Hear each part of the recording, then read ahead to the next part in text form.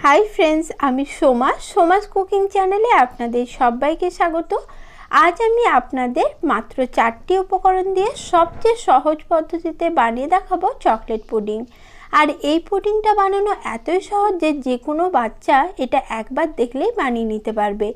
चलुन ताहले एखोनी रेसिपिटी देखे निन। भिडियोटी भालो लागले लाइक और शेयर करार अनुरोध रइलो। और जारा एखोनो आमार चैनलटी सबस्क्राइब करेनि तादेर काछे आमार अनुरोध झटपट चैनलटी सबस्क्राइब करे निन। चकलेट पुडिंग बानाনোর জন্য প্রথমে একটি ছোট্ট বোলের মধ্যে নিয়ে নিচ্ছি নরমাল রুম টেম্পারেচারে থাকা হাফ কাপ লিকুইড দুধ, দিয়ে দিচ্ছি 4 চামচ কর্নফ্লাওয়ার আর দিচ্ছি 2 চামচ কোকো পাউডার।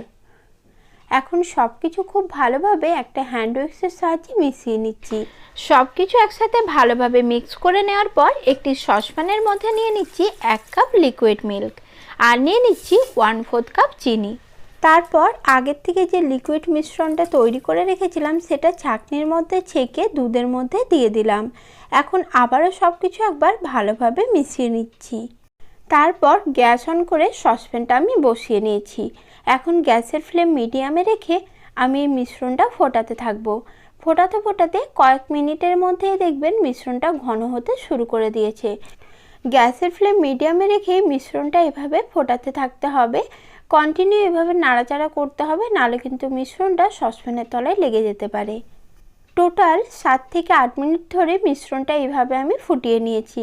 এখন মিশ্রণটা ঘন হয়ে গেছে, উপরে দেখুন বুদবুদ উঠতে শুরু করেছে। এই পর্যায়ে সসপ্যানের মিশ্রণটা আমি একটি বাটির মধ্যে ঢেলে নিচ্ছি। যে বাটিতে পুডিংটা বসাবেন সেই বাটির মধ্যে মিশ্রণটা ঢেলে নিতে হবে। তারপরে পুডিংটা আমি ঠান্ডা করে 4 থেকে 5 ঘন্টার জন্য নর্মাল ফ্রিজে রেখে দেব। ফিরে আসছি 5 ঘন্টা পর। 5 ঘন্টা পর ফিরে এলাম। এখন পুডিংটা আমি একটি প্লেটের ওপরে এইভাবে বের করে নিচ্ছি আর আপনাদের দেখাচ্ছি পুডিংটা কি সুন্দর তৈরি হয়েছে। দেখুন পুডিংটা সুন্দর তৈরি হয়েছে। এখন পুডিংয়ের টেস্ট ও সৌন্দর্য বাড়িয়ে নেওয়ার জন্য ওপর থেকে এইভাবে একটু কোকো পাউডার ছড়িয়ে দিচ্ছি। এতে এই পুডিংটা খেতেও ভালো লাগে আর দেখতেও সুন্দর লাগে। এখন এটা আমি আপনাদের কেটে দেখাচ্ছি, দেখুন কতটা সুন্দর তৈরি হয়েছে। আশা করি দেখে আপনারা বুঝতে পারছেন পুডিংটা একদম পারফেক্ট তৈরি হয়েছে, খেতেও হয় দারুণ টেস্টি। তাই আজকের রেসিপিটি আপনাদের কেমন লাগলো আমাকে অবশ্যই কমেন্টে জানাবেন। সকলে ভালো থাকবেন বন্ধুরা, নমস্কার।